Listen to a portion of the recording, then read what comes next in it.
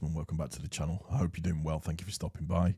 As ever, I really do appreciate it. Before we get going, just quickly, on my last video, the views were off the chart and the support was off the chart and the comments were off the chart as well. So I really appreciate anybody that took any time to watch the videos. It was great engagement and really good to read some of your opinions and some of your thoughts. And even some Preston fans came on and left some messages as well, which was good to read, interesting to read. So yeah, cracking for me. And I am now at 123 subscribers. So thank you for everybody that's subscribed to the channel. Really do appreciate that for that. So that's the positive stuff out of the way. I always say that I never want to do kind of like a knee-jerk reaction video to a game, and I don't want to do it straight away. I want to try and sort of calm down and gather my thoughts with it and try and give a measured response to what I want to say. However, we are literally 10-15 minutes after the game, and Leeds lost to West Brom, away to West Brom, so we lose away again. So again, our away form is appallingly bad, and I'm annoyed, I'm angry. I think that there is the potential that we have been found out.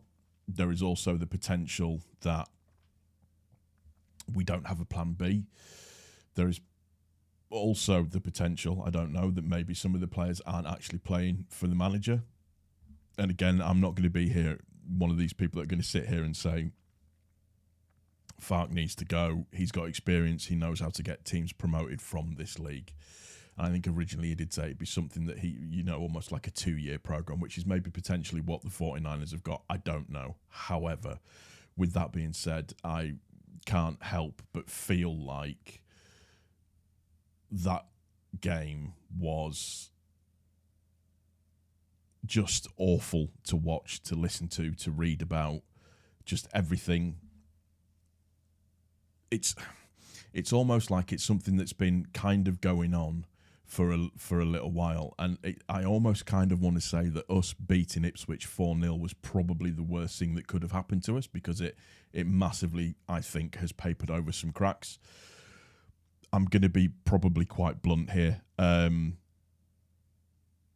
think Rutter has been appalling for the past couple of weeks. He showed sparks, but nothing like what he was doing in the beginning part of this season. Nonto shouldn't start, full stop. He's proved that he shouldn't start, full stop. If he wants out, he should go. Don't want him here if he doesn't want to be here. I think Somerville is maybe potentially believing his own hype a little bit too much, and the arrogance of some of the players. We know that Somerville has a bit of a tendency to do that a little bit from previous stuff, things that he put on Instagram and things that he said and stuff like that. So I think that Somerville needs to be bringing himself to the plate a little bit better. We need to give up with this Pirot in the number 10 position, because it's an absolute waste of time. He was anonymous for the entire game, for the absolute entire game. Just so bad it wasn't even funny. The goal that they scored was pretty much a fluke goal, rebound, ball through onto the right-hand side, their right-hand side to our left. Byram had tucked in, so it gave their player all the room in the world, Wallace all the room in the world. Ball was put in, keeper makes a save, and then they get a rebound that wasn't even like a shot, just a rebound. It just springs off of him and goes in, and there's nothing we can do about that. You can't legislate for that. Notably, they did nothing else the entire game. And again, that's nothing against West Brom. They did nothing else the entire game, but then again, we do absolutely nothing. And the biggest problem that we've got, and it's something that we've talked about consistently, whilst we are scoring and whilst we are putting chances away, the system that we are playing, you can forgive it slightly. However, it is abundantly clear after tonight and after the Preston game that we lack that number 10, the person that can connect the defence, the defensive midfielders and the attackers. We lack that person that can spring the low block, that can put the ball in, that can do other bits and pieces. We're lacking that. Pirot does not offer that Full stop. He just doesn't. He's not good enough. Not that he's not good enough. That isn't his position. Pirro's position is a striker. That's what Pirro is. That's what Pirro does. The fact that he's got the number of goals that he's got so far is more down to him arriving in the box at the right time and doing what he needs to do. Gruev started all right within the first 15 minutes and then just went off the boil completely. I don't know if bringing on Firpo for Ampadu was a joke, but we are where we are. It's frustrating as well, and I just want to get this out of the way because there's 2 points that I want to make, 2 things that I find quite annoying, just in terms of being a Leeds fan and a conspiracy theorist. I'm not, but just hear me out. Just how many games we've had changed to suit TV schedules over this Christmas period and over the season is just ridiculous. So changed for Sky is it's so annoying. Early kickoffs, the later kickoffs, early kickoffs this side, the later kickoffs this side, so it can go into it annoys the hell out of me. It absolutely annoys the living, trying not to swear, but it really, really annoys me like you would not believe. Adding to that, the standard of refereeing, we definitely should have had 1 penalty tonight, 100%. We could have possibly had 2, and week in, week out, we're getting kicked to pieces, and we get nothing, no protection from the referee whatsoever, none, no protection at all, and it's just, and then you look at the Plymouth game with Southampton. Plymouth score a goal. The guy's clearly onside by half a yard, and 30 seconds later, Southampton go up the other end and score. Just the standard of refereeing and the having the ability to be able to read the game, we just don't seem to have it in this league at all, and it's shocking. And don't get me wrong, that doesn't absolve us from any blame whatsoever at all. We had 6 attackers on in the second half, and they did nothing. They did absolutely nothing at all. Full stop. Didn't do anything. Forget about it. Just nothing. This Bamford thing that he keeps doing and bringing Bamford on, it's not going to work. His confidence is that shot that, it wouldn't surprise me if Bamford leaves, but, we are where we are. I'm just disappointed, annoyed, sad. Farke, I'm not saying that he needs to go because he doesn't. But he needs to buck up his ideas and just think that because I have the best attacking lineup, which he doesn't, but he has the best attacking lineup or the best attackers at his disposal, but he's not utilising them correctly. And every time, we all asked for changes. We got changes. We got the answer. Spence didn't do too bad. Cooper didn't do too bad. The goal, Byram shouldn't have been tucked in as much as what he was at that point, but we are where we are. It just, Nonto shouldn't start. He didn't. There was a couple of occasions, but nothing. It was poor. It was Drew. It was tepid. We resulted to just doing long balls over the top. We weren't switching it up. And I think the thing that's most annoying about it is West Brom didn't have to try very hard to win the game.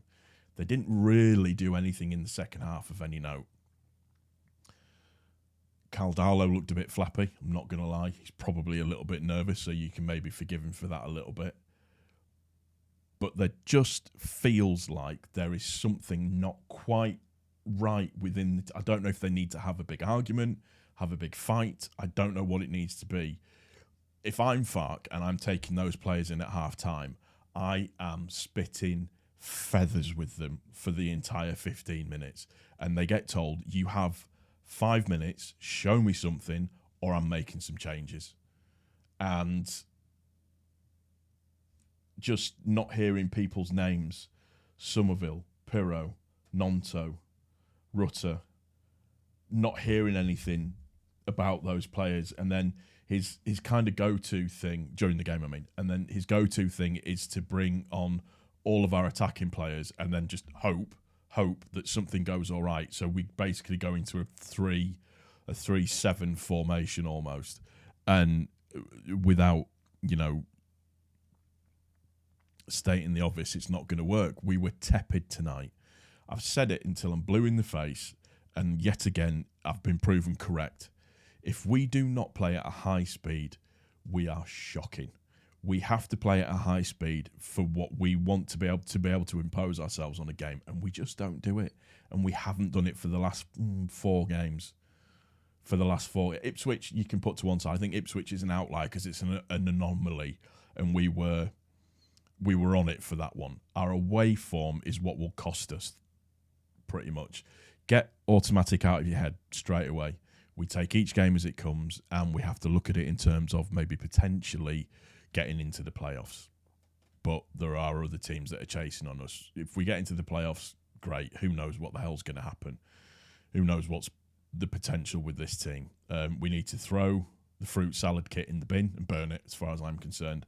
I'm just very disappointed in the lacklustre performances that have come in the past 2 games when we've needed to make it count, when Ipswich have dropped points and we haven't taken advantage of what they needed to do. I mean, we've done the typical Leeds thing that we normally do over Christmas, which is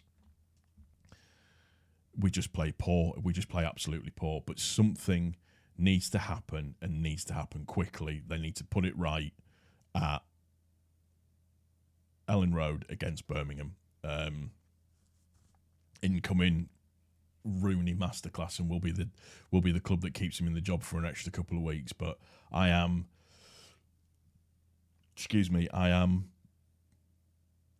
overly annoyed, overly disappointed.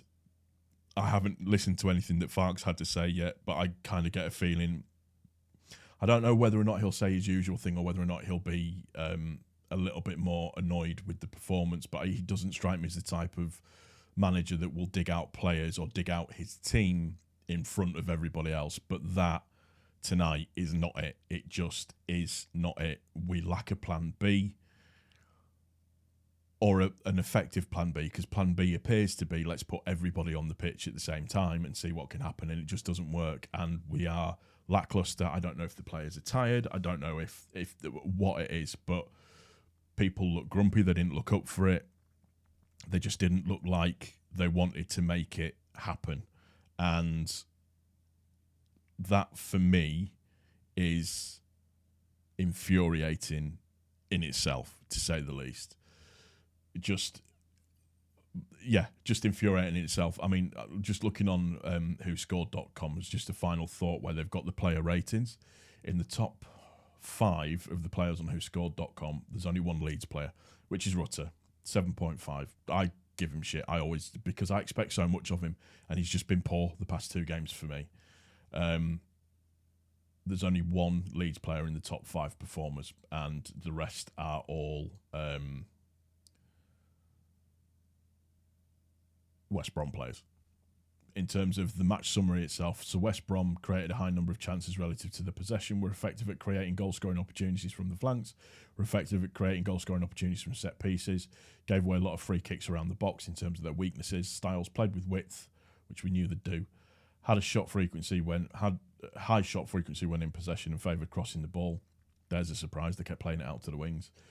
Leeds' strengths, there's only 2. Stole the ball often from the opposition. Were effective at creating goal-scoring opportunities from long shot situations. I think something, looking at it in terms of the shot zones, 53% of our shots were from outside the box and 47% were within the 18-yard box. So nothing within the 6-yard box whatsoever at all. So, yeah, that tells you a lot of what you need to do. But it says here, we were poor at finishing. We were caught offside often. Thanks, Bamford. Style-wise, we favoured long shots, attacked down the left side, dominated possession, favoured crossing the ball. I'd like to meet our set piece person and just ask them what it is that they like to do, because I can't think of, I don't know. I mean, just, with the stats, 587 passes by us, 351 by West Brom. Their average pass streak was 3, ours was 6. And again, this is where stats don't really mean absolutely anything at all. It's what you do with the possession that counts. And West Brom beat us fair and square, kicked us to Kingdom Come again within the first half. We should have had a penalty. I don't know what the ref was watching. We should have had a penalty. Full stop. Don't care. I'll die on that hill. But our performance didn't merit anything out of that game. And I see a lot of people saying, you know, it's not acceptable where we are. And whilst I understand to a certain degree that it isn't, and it's not, what I will say, without a shadow of a doubt, is you get what you earn in this league. It's a tough league, and we don't have, as a club, a God-given right to be top 1, top 2, in the top 6. We have to earn that right to be in there.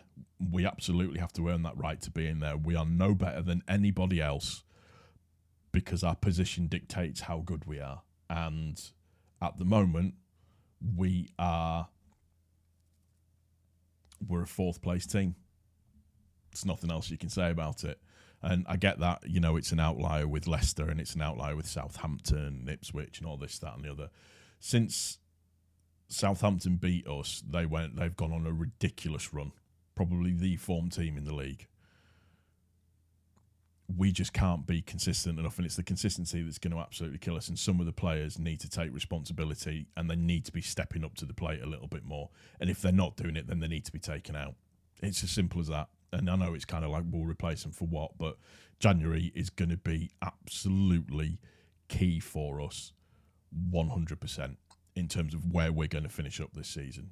And we will get what we deserve. And it's just this, some Leeds fans' opinion that we should have this God-given right to be at the top of the league. Nobody has a God-given right to be that. You have to earn that. And at this moment, we aren't good enough and we aren't earning it.